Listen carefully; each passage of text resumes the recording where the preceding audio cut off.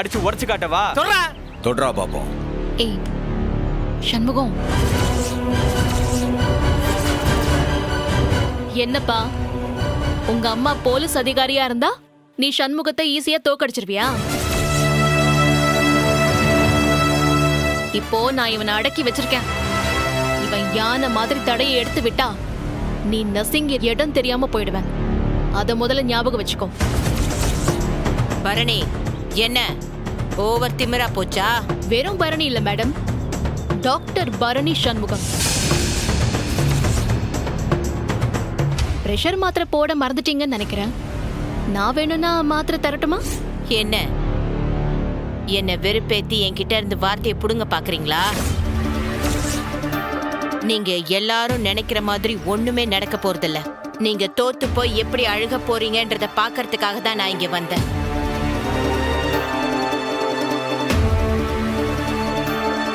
பெரிய இவன் நினைச்சுதானே அந்த லாயரை ஏற்பாடு பண்ணீங்க.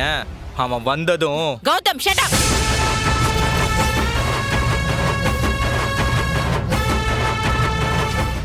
சார் அந்த கிளையண்ட் என்னாச்சுன்னு ஃபோன் பண்ணிட்டே இருக்காங்க. ஒன்றும் பிரச்சனை இல்லை, சொன்ன டாக்குமெண்ட்ஸ் எல்லாம் கரெக்டாக சப்மிட் பண்ணிட்டா போதும். சரிங்க சார். வணக்கம் சார். வணக்கம் சார். சண்முகம் உங்களுக்காக தான் வெயிட் பண்றா. அப்படி 2ஆம் நம்பர் கோர்ட் வாசல்ல தான் நிக்கிறார் sir. Sir sir sir sir வக்கீல் சார். அம்மா, நம்மளால என்ன வேணாலும் செய்ய முடியும்னு சொல்ல வந்தம்மா. ஆமா, நீ நினைச்சத சாதிச்சு கிழிச்ச. என் கழுத்துல தாலி கட்டணும்னு நீ நினைச்ச, ஆனா அது நடந்துச்சா? நீ எல்லாம் ஒரு ஆளுன்னு பேச வந்துட்டியா? உன்னை அடிச்சு போட எங்க அண்ணன் வேணாம், நானே போதும். பேசாம போயிரு, அப்பதான் உனக்கு மரியாதை மிஞ்சும்.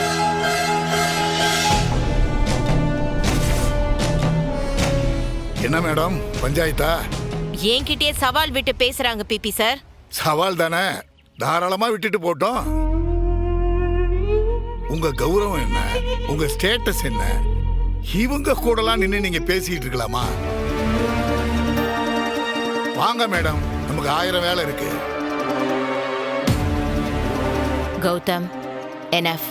இதுக்கு மேல எதையும் உளராத, பேசாம வா போலாம். ஏப்பா சண்முகம், அந்த வக்கீல் கூப்பிட எந்த பதிலும் சொல்லாம போய்கிட்டே இருக்காருப்பா. எனக்கு என்னமோ சந்தேகமா இருக்கு. அதைத்தாம்ல நானும் யோசிக்கேன். நம்ம முதுக்கு பின்னாடி ஏதோ ஒன்று நடக்குதுல.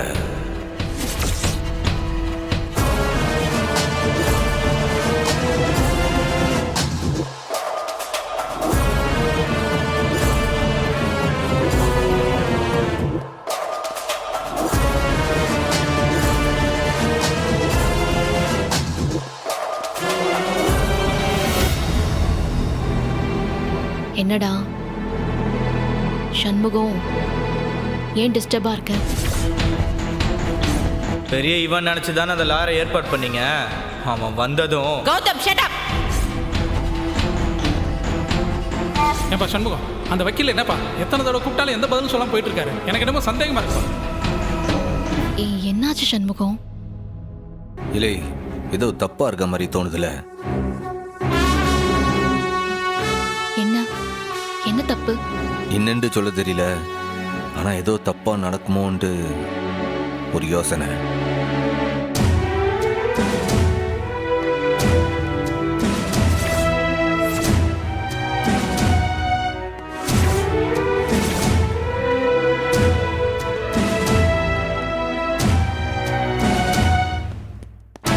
கான்ஸ்டபிள், ஹேண்ட் கப்ஸை கட்டி விடுங்க. ஏய் சண்முகம், இன்னும் ஜட்ஜு வரல, இதோ வந்துடுறேன். ரத்னா, ஒரு நிமிஷம் வா.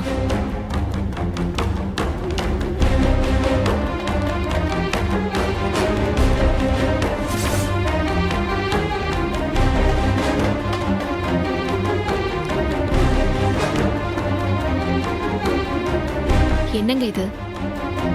இவங்க இவரோட வைஃப். 2 பேரும் பேசிக்கிறதுக்கு எல்லா ரைட்ஸும் இருக்கு. அதை எத்தனை வாட்டி உங்ககிட்ட சொல்றது?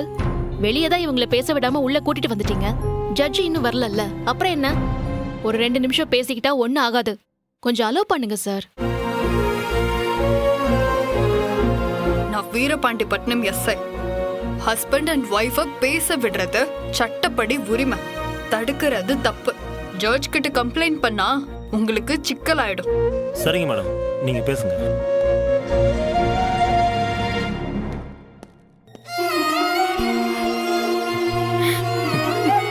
சாப்பிட்டீங்களா? இங்க பாரு, உன் கூட ஒன்னா வாழறதுக்காக, உசுரோட இருக்கிறதுக்காக சாப்பிட்டேன். சண்முகம் எல்லா ஏற்பாடும் பண்ணிட்டு இருக்கா அப்படியா? எனக்கு சாமி மேல கூட நம்பிக்கை போயிடுச்சு அறிவு. அண்ணன் தான் எனக்கு இருக்கிற ஒரே ஒரு நம்பிக்கை. அது எப்படி உங்களை காப்பாத்திரும்? நம்மளையும் அதுதான் காப்பாத்தோன்னு நான் நம்புறேன். அறிவு, எப்போ நம்பிக்கையை மட்டும் கைவிட்டுறாதீங்க. சண்முகம் உங்களுக்காக தீவிரமா போராடிட்டு இருக்கான். எப்படிப்பட்ட நிலைமையிலையும் நம்பிக்கையை மட்டும் கைவிட்டுறாதீங்க ப்ளீஸ். நான் உள்ள இருக்கிற ஒவ்வொரு நிமிஷமும் நம்பிக்கை கொஞ்சம் கொஞ்சமா எனக்கு குறைஞ்சிக்கிட்டே வருது சிஸ்டர். சண்முகத்தை நினைச்சுக்கிட்டு தான் நான் உசுரை கையில பிடிச்சிட்டு இருக்கேன். மேடம், ஜட்ஜு வர்றதுக்கு நேரம் ஆயிடுச்சு மேடம். தயவு செஞ்சு போய் உட்காருங்க. அறிவு, தைரியமா இருங்க. ஆமா அறிவு, எப்படியும் உங்களை வெளியே கொண்டு வந்துருவோம். நம்பிக்கையோட இருங்க. ரத்னா, போலவா.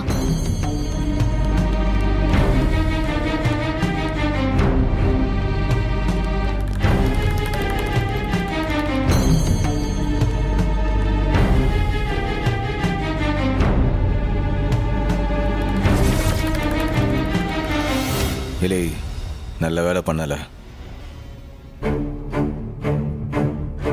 பாவண்டா ரத்னா, அவர் கூட ஒரு வார்த்தை பேசணும்னு ஆசை இருக்கும்ல, அதான் கூட்டிட்டு போனேன். நல்லதான் பண்ணிருக்க.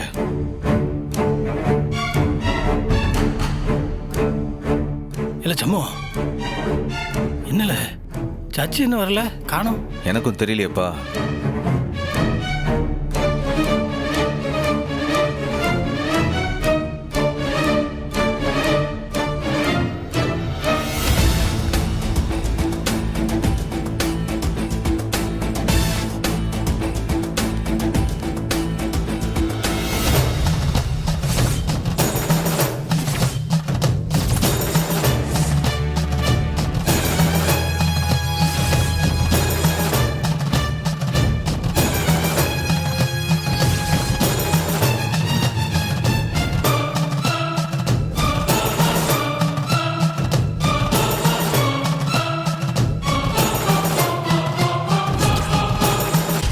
என்ன கௌதம், புது ஜட்ஜி வராங்க?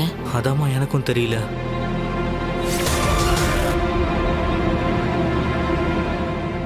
ஓ முருகா.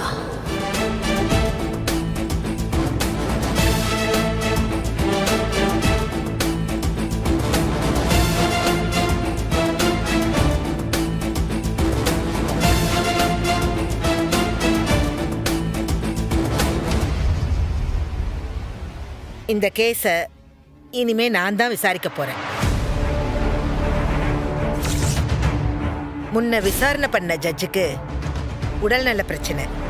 ஸோ நீங்க இந்த கேஸை ப்ரொசீட் பண்ணுங்க. அறிவழகன், அறிவழகன், அறிவழகன்.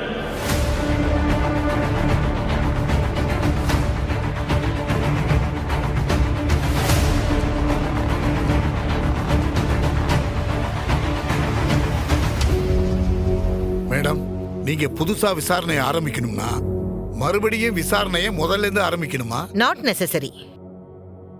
நேத்து நைட்டே இந்த கேஸ் ஹிஸ்டரி முழுசையும் நான் படிச்சிட்டேன். நான் அப்டேட்டா தான் இருக்கேன். ஸோ நீங்க உங்களோட வாதத்தை தொடங்கலாம். Thank you your honour. ஸோ கடைசியா விசாரிச்ச சாட்சி வெங்கடேஷோட வாக்குமூலத்தோட நிக்குது. இப்ப அரசு தரப்பு வாதத்தை முன்வைக்கலாம். ப்ரொசீட். யுவர் ஆனர்,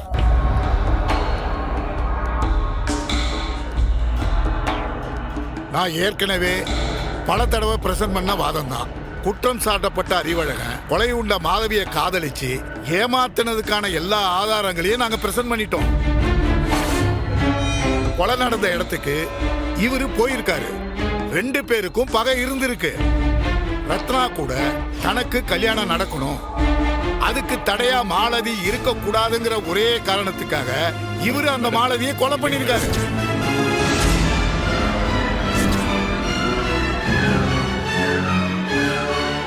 அதுக்கான எல்லா ஆதாரங்களையும் நாங்க ஏற்கனவே கோர்ட்ல சப்மிட் பண்ணியாச்சு யுவர் ஆனர்.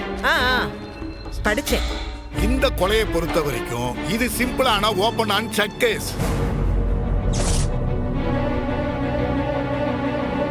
கொலை செய்வதற்கான மோட்டிவ் இருக்கு, போதுமான ஆதாரங்களும் இருக்கு யுவர் ஆனர். இதுக்கு மேல விசாரணை பண்ணி தாமதப்படுத்தாம உடனடியாக சரியான தீர்ப்பை வழங்குமாறு தங்களை பணிவோடு கேட்டுக்கொள்கிறேன்.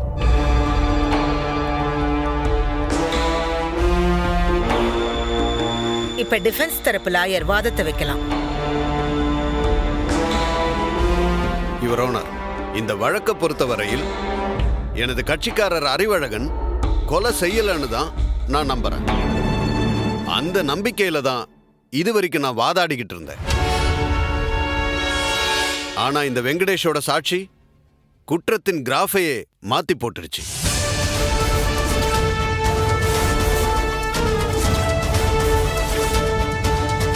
ஒரு வக்கீலுக்கு அவரது கட்சிக்காரர் மீது நம்பிக்கை இருக்கிறத விட ஆதாரம் தான் ரொம்ப முக்கியம். ஆனா இங்க கடைசியா நாங்க எங்க தரப்புல பிரசன்ட் பண்ண விட்னஸும் ஹாஸ்டைலா மாறி பிறர் சாட்சியா மாறிட்டார் யுவர் ஆனர். யுவர் ஆனர், அப்படின்னா உங்க கட்சிக்காரர் தான் குற்றம் பண்ணிருக்காருன்னு ஒப்புக்க வேண்டியதானே? அது தப்பு சார். என்ன பொறுத்த வரைக்கும் மறுபடியும் நான் குற்றம் சாட்டப்பட்டவர்கிட்ட பேசணும், வேற ஏதாவது ஆதாரம் கிடைக்குமான்னு தேடணும். அதுக்காக எனக்காக ஒரு 10 நாள் கால அவகாசம் கொடுத்து இந்த கேஸை தள்ளி வைக்குமாறு கேட்டுக்கொள்கிறேன் your honour. Objection your honour. அரசு தரப்புல எல்லா ஆதாரங்களோட இந்த அறிவழகன் தான் கொலைகாரன்னு கிளியரா சுட்டி காட்டியாச்சு. இவங்க தரப்பு சாட்சியும் அதுக்கு ஒத்துக்கிட்டு இருக்கு. இதை விட வேற என்ன வேணும் யுவர் ஆனர்?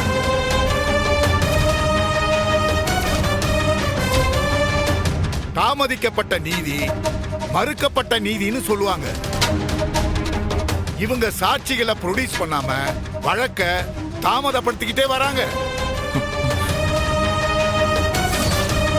தயவு செய்து இதுக்கு மேல தாமதப்படுத்தாம உடனே தீர்ப்பை வழங்குமாறு தங்களை பணிவன்போடு கேட்டுக்கொள்கிறேன் யுவர் ஆனர். யுவர் ஆனர், என்னால முடிந்தவரை நான் வாதாடிட்டேன். இதுக்கு மேல ஆதாரம் இருந்தா தானே நான் வாதாட முடியும்.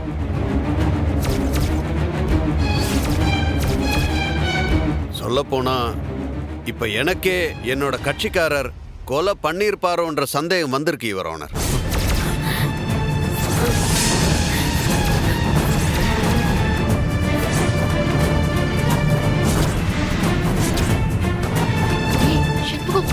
உட்காருடா. டேய் வேணாடா, சொன்னா கேளு. உட்காருடா, பாத்துக்கலாம், உட்காரு.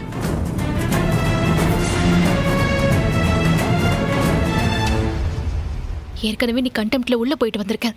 தயவு செஞ்சு கொஞ்சம் கண்ட்ரோல் பண்ணிக்கோ.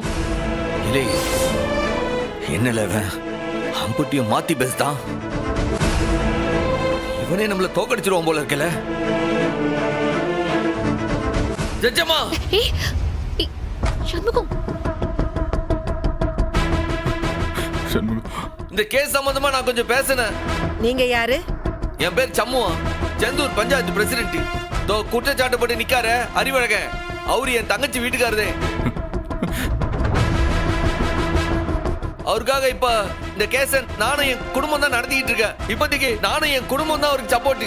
தாலி கட்டின கையோட அவர் அரெஸ்ட் பண்ணி கூண்டுல கொண்டு வந்து இங்க நிப்பாட்டிட்டாங்க. தயவு செஞ்சு என்னைய கொஞ்சம் பேச விடுங்க. நீங்க என்ன சொல்ல விரும்புறீங்க அத முன்னாடி வந்து நின்னு சொல்லுங்க. சரிம்மா.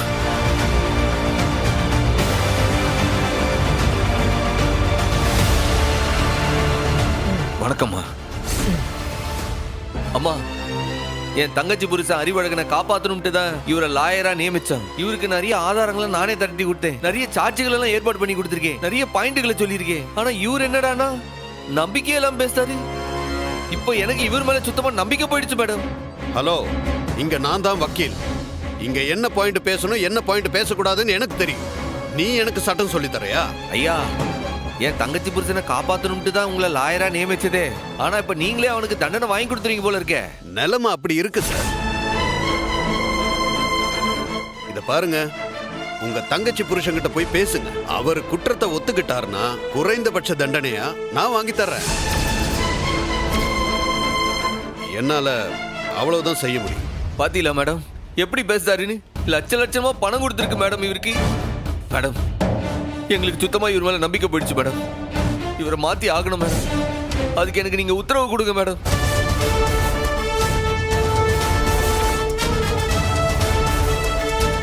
இவரை மாத்திட்டு வேற யாராச்சும் லாயரை வைக்கிறதுக்கு எனக்கு உத்தரவு கொடுங்க மேடம். மாத்தணும்னா நீங்க கால அவகாசம் தான் கேட்கணும். Objection your honour. முடிஞ்சு போன கேஸ இவங்க இழுத்துக்கிட்டே போக பாக்குறாங்க. அதனால மிஸ்டர் பிபி, எந்த கேஸும் எப்பவும் முடிஞ்சு போறதே இல்ல. குற்றம் சாட்டப்பட்டவருக்கு அவருக்கான எல்லா வாய்ப்புகளும் தரப்படணும்னு சட்டம் சொல்லுது. Objection over ruled. நீங்க சொல்லுங்க தம்பி. மேடம் நாங்க வேற லாயரை வச்சுக்கிட்டோம் மேடம். அதுக்கு எங்களுக்கு கொஞ்சம் அவகாசம் கொடுங்க மேடம். வேற லாயரா? அவரும் உங்களுக்கு வரலன்னா? மேடம் இவர் பேசுறதெல்லாம் பார்த்தா எதிர்கட்சி தான் எங்க லாயரே மாத்திருப்பாவோன்னு தோணுது. நேற்று வரைக்கும் நல்லா பேசிட்டு இருந்தவரு இன்னைக்கு ஒட்டுமொத்தமா மாத்தி பேசுறாருன்னா ஏதோ ஒரு சதி நடந்திருக்குமா? அவங்க தான் இவரை மிரட்டி இருப்பாங்கன்னு எனக்கு தோணுதுமா. வேணும்னா அரசு தரப்புல இருந்து ஏதாவது சட்ட உதவிய ஏற்பாடு பண்ணி தர சொல்லவா? நாங்க அம்பிட்டு காசு கொடுத்த வக்கீலே இம்பிட்டு மாத்தி பேசுதாவ. அரசு தரப்புல இருந்து ஒருத்தர் வந்தா அவரையும் இவங்க மாத்தி விட்டாவுன்னா நாங்க என்ன மேடம் செய்வோம்? ஏப்பா, வக்கீல் மேலேயும் உனக்கு நம்பிக்கை இல்ல. கேஸே முடிய போகுது. வேற யாரை வச்சுதான் நீ வாதாடுவ?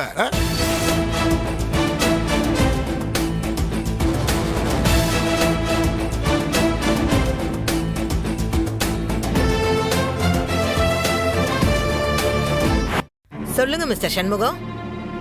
வக்கீல் மேலேயே உங்களுக்கு நம்பிக்கை இல்லைன்னா இதுக்கு வேற என்னதான் வழி? அம்மா, என் தங்கச்சி புருஷனை காப்பாத்துறதுக்கு நானே வாதாடலான்னு முடிவு பண்ணிருக்கேம்மா.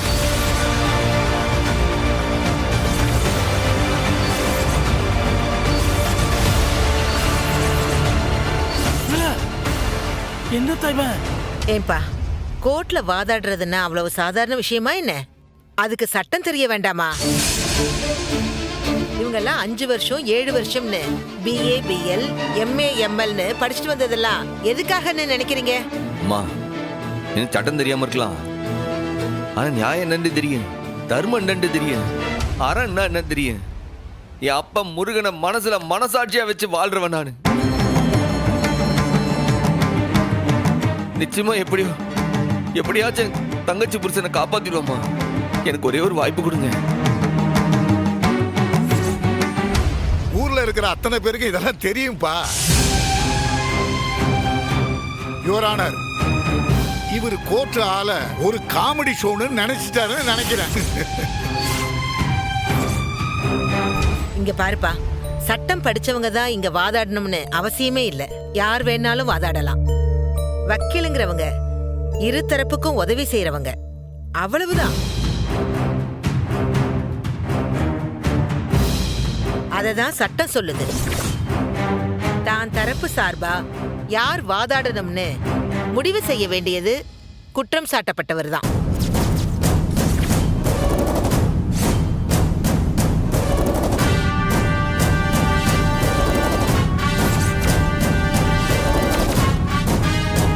நீங்க அவருக்காக வாதாடலாமா வேண்டாமாங்கிறத மிஸ்டர் அறிவழகன் தான் முடிவு செய்யணும்.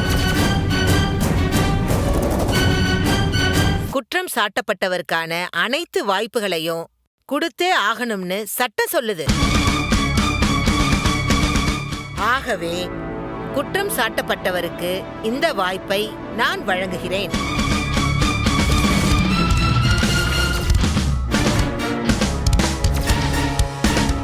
நீங்க வாதாடுறதுக்கு அறிவழகன் சம்மதம் சொல்றாரா இல்லையாங்கிறத நாளைக்கு பார்க்கலாம்.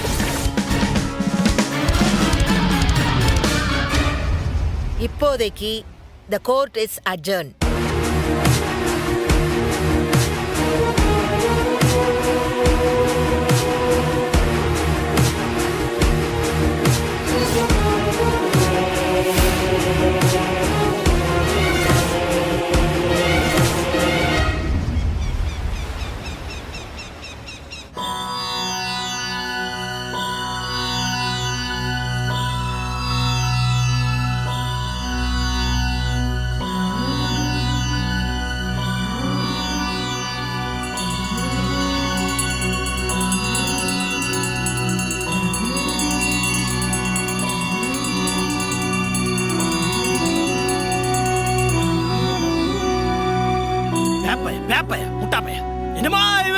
அந்த ஏபிசிடி ஒப்பம் தாடிங்கிற மாதிரி என்னமோ சொல்லுவாங்களே, இந்த வக்கீலுக்கு படிப்பாங்களே, இந்த பிஎல் எம்எல் அந்த மாதிரி ஏதோ படிச்ச மாதிரி நானே வாதாடுறேன்னு பெருமையா சொல்லிட்டு வந்துட்டான். அதுக்கெல்லாம் சட்டம் படிக்கணும்ல. சட்ட புத்தகத்தை பார்த்துருப்பியா நீ முதல்ல? என்ன எக்கு தப்பா வாதாடி என் மருமகனுக்கு ஏதாவது தண்டனை ஆயிடுச்சுன்னா என் பிள்ளைகளால நாதி எடுத்து போய் நிற்கும்.